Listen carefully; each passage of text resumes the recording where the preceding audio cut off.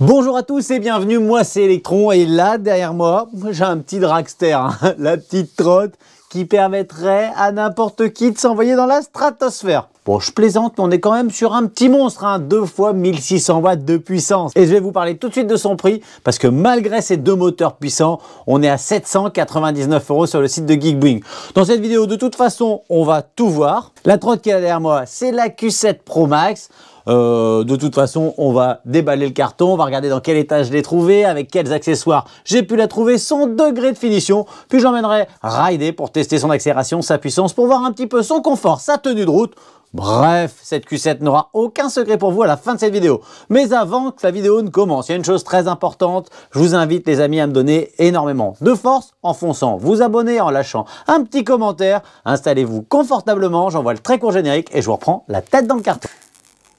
Allez, on commence avec un petit coup de cutter. Je découvre une machine très bien emballée. Elle est dans du polystyrène. À ses côtés, je vais trouver deux chargeurs de 48 volts et de 3 ampères. Donc, on a 6 ampères de puissance de charge. C'est assez énorme. Alors, ces chargeurs, ils ont une prise qui n'est pas européenne, mais on a deux adaptateurs pour pouvoir le brancher directement à la maison. On va trouver également un petit support pour le smartphone. Ça, on le met sur le guidon. On peut mettre le smartphone. Ça reste toujours un petit peu cheap, hein, ces accessoires. On va aussi trouver une pompe à usage unique. Hein. C'est vraiment ce qui peut se faire de moins bon en tant que pompe. On a des adaptateurs, on peut brancher cette trotte dans tous les pays du monde. On a le multi-outil. D'ailleurs, je vous conseille toujours de bien vérifier les serrages quand vous recevez une machine toute neuve. On a un antivol à ne clairement pas utiliser sur le sol français. Hein. Ça se découpe en moins de temps qu'il n'en faut pour le dire. Et puis surtout, on va avoir une petite sacoche qu'on peut mettre sur la colonne de direction et qui nous permet de ranger les chargeurs, d'emmener avec nous un petit peu de matériel, une combinaison de pluie ou n'importe quoi d'autre. Trouvez dans le carton une notice complètement en anglais. Pas super claire, très succincte. Et pour finir, on fait disparaître le carton et je vous présente la Boyeda Q7 Pro Max. Alors, on y va pour les spécificités. Je vous l'ai dit, 1600 watts de moteur dans la roue avant. On a une belle roue, on est sur du 10 pouces, très large. La largeur, on est en 90 mm avec une structure très typée route. Et à l'arrière, même combat, 1600 watts dans une roue en 10 pouces, bien large de 90 mm. On a également sur la partie arrière garde-boue, clignotant. Les feux, ils sont ici au niveau du deck. En parlant de deck, regardez, là on a toute la partie qui va renfermer contrôleur et batterie de 52 volts, 28 ampères-heure. Donc on emmène 1456 Wh d'énergie. Et ça, c'est plutôt pas mal. On nous annonce entre 90 et 110 km. Je continue la balade? Allez, on y va. On a un gros projo sur la partie avant. Sur le côté, on va avoir des LED lumineuses. Vous voyez, ici, avec le petit logo électrique scooter. On a une béquille latérale. Clairement, elle fait un tout petit peu cheap, la béquille latérale. Ici, on va avoir une selle basique, hein, pour ceux qui veulent rider assis, mais ne vous inquiétez pas, si vous préférez rider sans selle, vous avez 4 vis qui sont fournies avec la machine. Vous défaites ici les 4 supports de selle et vous remettez les vis de deck comme ça qui disparaissent avec un petit bord plat. Pour pas que ça dépasse du deck. Ici, on a un système de lock un peu basique. On va avoir une sécu, donc il suffit de lever la sécu. Hop, je décroche ici et ensuite, je viens appuyer là. Et là, la trotte, elle se plie. Bien entendu, avant, faut plier la selle. Je vous fais pas la démo parce que là, j'ai qu'une main. Je tiens la caméra avec l'autre. Au niveau de l'avant, on a une fourche suspendue. Sur la partie arrière, on est également suspendu avec un amortisseur placé en position centrale. On revient sur la partie avant avec le système de freinage. On a système de frein à disque hydraulique double piston sur la roue avant avec un petit disque de 140 mm. Et on a le même système dans la partie arrière. Je vais remonter tranquillement sur la colonne, une colonne qui propose 3 positions de conduite. Donc pensez bien à resserrer ici en plus quand vous avez choisi la bonne position. Et pour changer la hauteur, tout simplement, on déverrouille là, on appuie sur le petit bouton. Et on vient reverrouiller ici l'allumage. On appuie sur le bouton d'allumage et la trotte, elle est allumée. Ici, on a un truc bicolore, vitesse instantanée, kilométrage. On a le niveau de batterie, le mode engagé. On peut rouler avec le moteur avant, le moteur arrière ou que le moteur arrière. à convenance. Franchement, je vous conseille de rouler toujours avec les deux moteurs. Ici, avec le bouton D5, on va pouvoir changer les modes de conduite. On en a 3. Avec le bouton M, on va changer les indications ici au niveau du display. Avec ce bouton-ci, on va changer le mode éco, sport, confort. L'allumage des lumières, par contre, ça se passe ici. On a un bon projo sur la partie avant et regardez, la trotte, elle est bien lumineuse, elle a vraiment sa petite signature, c'est plutôt joli. Alors ici, le phare, il est quand même plutôt gros. Je vais le fixer, vous voyez, il faut toujours vérifier un petit peu les serrages.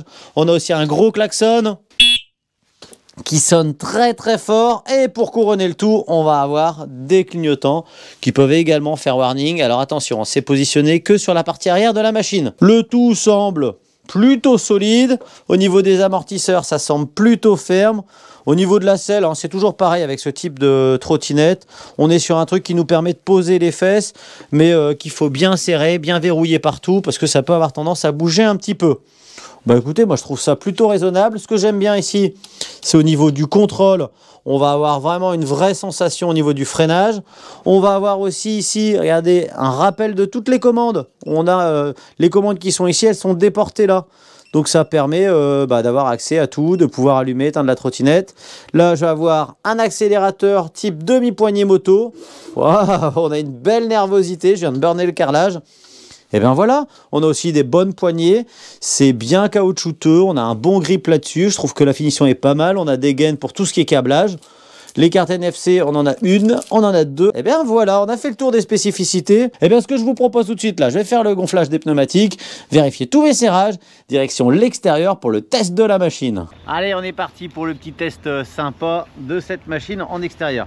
Alors, wow, on est sur un truc bien nerveux. Il faut bien s'assurer qu'on est bridé sur la machine. D'origine, moi je l'ai reçue bridée, elle est bloquée à 25 km/h. Sur mon petit écran là, j'ai un petit panneau. Alors le panneau il affiche 40 mais on est bridé à 25 hein, donc c'est légal, il n'y a pas de problème. Si jamais vous avez une erreur à la livraison, vous avez mal manipulé votre machine, pour la brider c'est tout simple, un appui long sur le bouton M3 et le petit panneau il va apparaître. S'il n'est pas apparu, vous allez avoir une machine débridée qui monte à quasi 80. Allez, on fait le petit test démarrage, là je suis en 2 roues motrices, 3, 2, 1. Oh c'est pas violent, non c'est pas très violent. En mode bridé, la machine elle n'est pas si violente que ça. Elle m'emmène à 25 km/h en 2 roues motrices. C'est propre. On est sur un deck pas si grand, mais il y a un peu d'espace quand même. Alors là, j'ai gardé la selle et je suis debout, donc j'ai plus grand chose pour mettre mes pieds. En version assise, hop là, descendez avec moi. Bon, je suis sur une petite mobilette, hein. Franchement, ça passe bien. Au niveau du châssis, on est sur quelque chose plutôt léger, hein. On est sur une trotte à 800 balles forcément. On n'a pas un châssis de compète. La selle elle est super smooth. On est sur un petit support suspendu au niveau de la selle. En plus on a les amortisseurs à l'arrière. On a la fourche à l'avant qui a pas une si belle gueule que ça, hein, faut être honnête. C'est un peu brut de décoffrage. Mais ça fait le taf. On reste sur une machine, regardez, plutôt stable. À basse vitesse, hein. Là je vous fais un test, je suis à 20 km/h. On a une bonne tenue de route avec les pneus, des bons pneus route qui font pas un bruit. En mode bridé, c'est pas la machine qui va vous décoiffer, hein, surtout moi. On va faire le petit test freinage. Alors là, je suis sur route humide. On va devoir s'y faire, c'est pas très grave, mais voilà, j'ai pas l'adhérence maximale. Wow. Ah bah, j'ai pas beaucoup d'adhérence. J'ai pas. Hey, doucement. Il faut que je me réhabitue là. Le petit accélérateur sous la main. Alors c'est très intuitif pour celui qui a jamais fait de trotte, mais quand on est assis comme ça en mode pépère, là on a tendance à accrocher l'accélérateur sans même le vouloir. Alors, attention parce qu'on a quand même pas mal de puissance. Si on débride la machine, là c'est plus du tout la même limonade. On a vraiment une grosse accélération. Je vais faire juste un 0,25. Ça patine, hop, 25 km/h. Voilà, rien à voir. Alors pour tout vous dire, j'ai fait un petit test dans un sentier agricole là, chez un pote en chemin privé. J'ai été chercher les 65 km/h, j'en avais encore sur le coude, mais la route était bien pourrie et franchement je me suis pas vu emmener la machine plus loin que ça. Je pense que sur une belle route, un beau circuit, j'aurais pu le faire, mais on est sur une trotte qui a une direction plutôt sensible. Vous voyez, il y a vraiment zéro résistance au niveau de la fourche à l'avant. Donc à grande vitesse, franchement faut être bien concentré, faut pas faire n'importe quoi. Bon, la trotte elle s'emmène bien, les pneus neufs, Ça glissouille un petit peu, hein, ça va demander un petit rodage. Mais avec le rodage, ça devrait le faire. Hein, parce que là, avec la paraffine qu'il y a sur les pneus et la puissance, c'est un peu juste. C'est dur de la garder au sol. En mode bridé par contre, il n'y a plus de chevaux, il n'y a plus rien. C'est tout mou, elle avance plus et par contre, elle va aller loin. On va avoir une autonomie de fou. Alors, qu'est-ce que j'aime pas sur cette machine? Bon, le côté un peu brut des pièces, hein, de la fourche, du système de support à l'arrière de garde-boue, qui est pas vraiment à repose-pied. Ouais, je dis ça, mais en vrai, là, je mets le pied dessus, j'ai mis mon poids. Ça a l'air d'être relativement solide quand même. Je pense qu'on peut s'appuyer dessus sans problème. Ce que j'aime bien, bah, c'est les freins puissants. Ça fonctionne très très bien. L'option selle, hein, qu'on peut démonter si on n'a pas envie, mais qui est toujours là en plus, et c'est plutôt pas mal. Les boutons déportés sur le côté, là au niveau du pouce, on a accès à tout. Alors quand on connaît bien sa machine, après, c'est beaucoup plus sympa que d'aller rechercher les commandes sur le tableau de bord. En plus, comme je vous l'ai dit, la direction elle est un peu souple, donc ça évite de lâcher les mains du guidon. Et je vous dis souvent, il ne faut pas lâcher les mains sur une trottinette électrique quand vous êtes élancé à plus de 20 km/h, parce qu'on est très très vite par terre. Ce que j'aime beaucoup aussi, c'est le gros spot à l'avant bien puissant, et surtout bah, le prix, hein. Je vous l'ai dit en début de vidéo, c'est une trottinette avec des caractéristiques de malade mental. En roulant bridé, vous dépassez les 100 km d'autonomie. Vous avez une vitesse max à 70 km/h annoncée, mais honnêtement à ces vitesses là, soit vous accrochez votre slip, soit vous rajoutez un amortisseur de direction pour avoir une direction plus ferme, on va dire, pour y avoir un truc peut-être moins maniable mais plus stable à grande vitesse. Pour finir, eh bien, vous avez 3200 watts de puissance, et franchement quand elle est débridée, vous les avez. Alors je vous rappelle que le débridage c'est complètement interdit sur route ouverte, hein, faut vraiment pas faire ça. On peut vous confisquer votre machine, l'assurance elle fonctionne plus en cas d'accident. Bref, ce serait le bordel. Je vous fais aussi une petite précision d'origine de la machine. Le code de démarrage c'est 1 2 3 4 et hop, elle est allumée. Alors là vous voyez pas trop le display, mais regardez, il est quand même bien lumineux, il est caché là sous la languette. Ici on peut aussi démarrer avec les cartes NFC. C'est la fin de cette vidéo. Le lien, et là je vous le rappelle, de cette machine à 799 € sur le site de Geekboing. Si j'ai un code promo, de toute façon je vous le mets juste à côté du lien que je vous mets en description et dans le premier commentaire. Merci à vous d'avoir encore suivi l'une de mes vidéos. Je vous dis à très bientôt et surtout bon ride.